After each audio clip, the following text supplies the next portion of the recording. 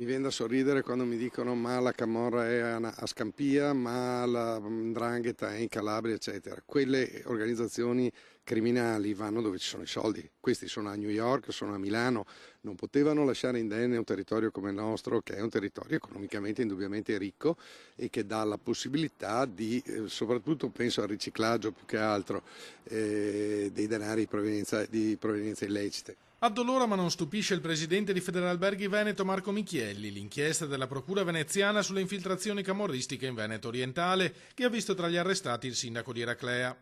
Qui da noi, ricorda, è una storia dalle origini antiche che risale almeno al rapimento Pasti del 1981. Che ci siano interferenze criminali nel nostro mercato è cosa che sappiamo da tempo.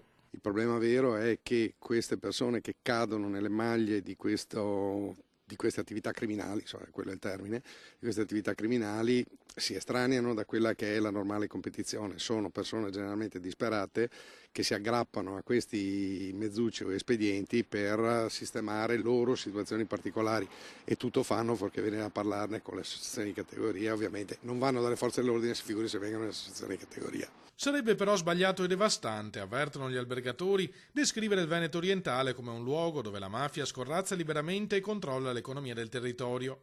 Non ne facciamo una questione di immagine, ma di rispetto per la verità. Eraclea non è la Palermo degli anni 70. Teniamo presente che stiamo parlando di un comprensorio di spiagge che sviluppa 30 milioni di presenze turistiche durante l'estate, stiamo parlando di migliaia e migliaia di aziende, stiamo parlando di un'economia non sostanzialmente sana che ha qualche, diciamo, è una bellissima pelle con qualche brufolo. Questi brufoli vanno sicuramente estirpati. Non vedo un tumore nelle nostre località.